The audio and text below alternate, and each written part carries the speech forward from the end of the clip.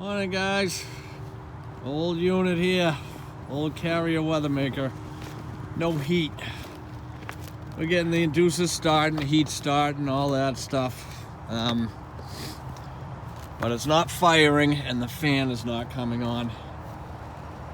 Look at this thing. This thing is old. I gotta check the tag and see how old this thing is, but this one's an old beast.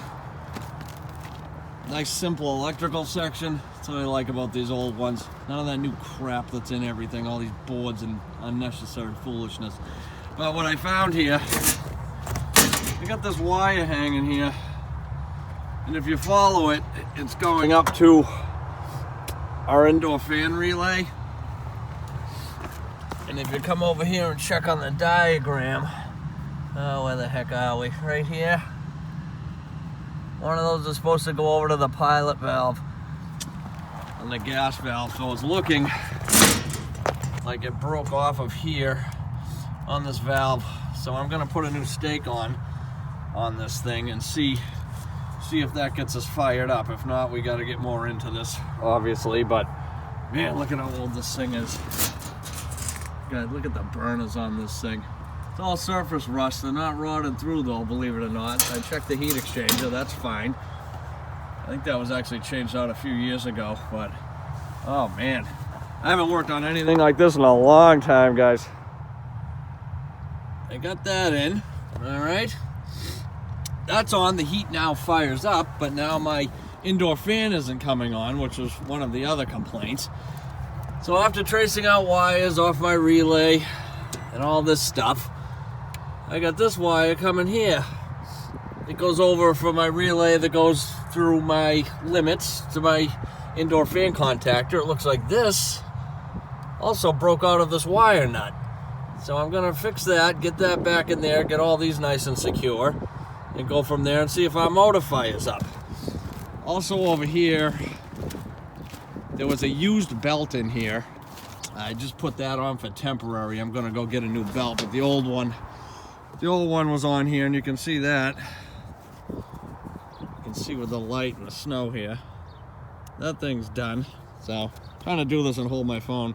But yeah, that belt's junk, so gonna get a new belt for this baby too. Gonna check the filters too, maybe just PM this thing while I'm here as well. Yeah. So after taking that wire nut off, you can see all these wires. Look at them.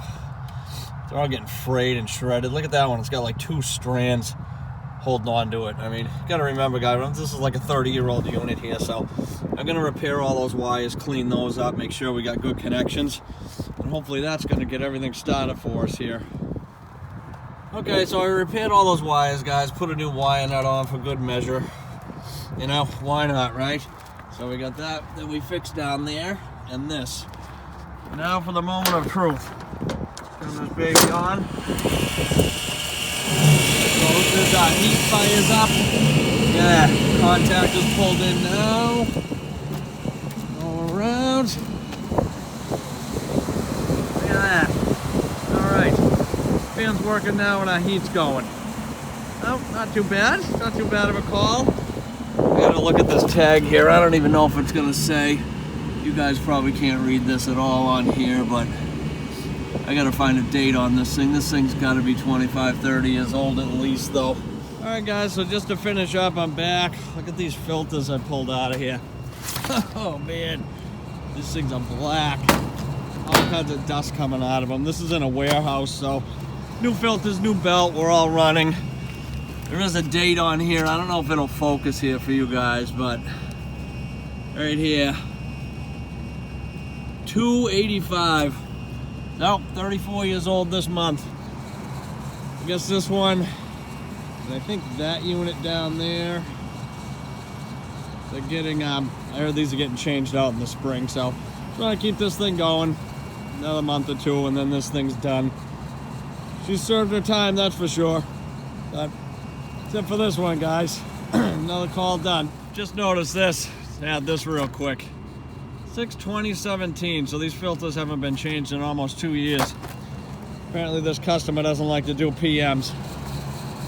Try to do that, guys. Get your customers to do PMs and stuff, because I mean, look at that. Those things are completely plugged.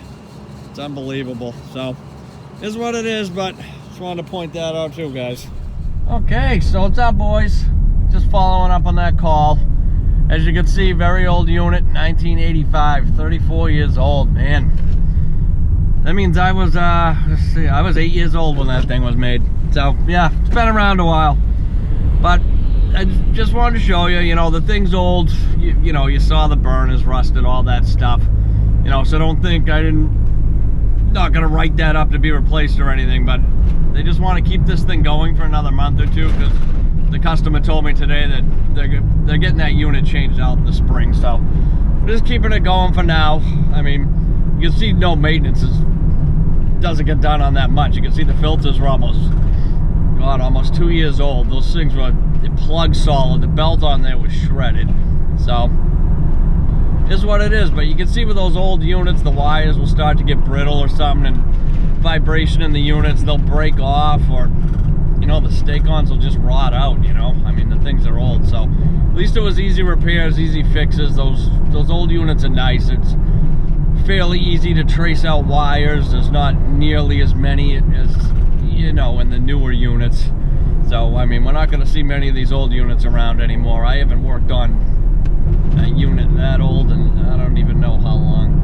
Been years, I think. I used to work on that stuff all the time years ago, but not anymore. So but the old stuff was built well, and they run, man. They were built like tanks back then. So is what it is. But wanted to bring you guys just that little call. It was kind of interesting with the wires. That's I always want to say, guys, on any unit, you know, check your wire nuts, any wire connections, your stake-ons, because things will come loose over time, and vibration, screws come loose, and for, you know, connections on contactors and stuff. It just happens, guys. So, you know, you'll be amazed at all the chafed wires and things you will find that cause a lot of issues in these units. Like I'd say, as most of you probably know, that I mean, a lot of problems we get, guys, aren't even mechanical. They're electrical problems that we fix more than we fix mechanical issues a lot of times, you know. So just wanted to add that in as well, guys. But said, guys, appreciate all the support and love the comments. So keep it coming, guys. You know, I love hearing from you. I appreciate everything, and I'll catch you boys in the next one.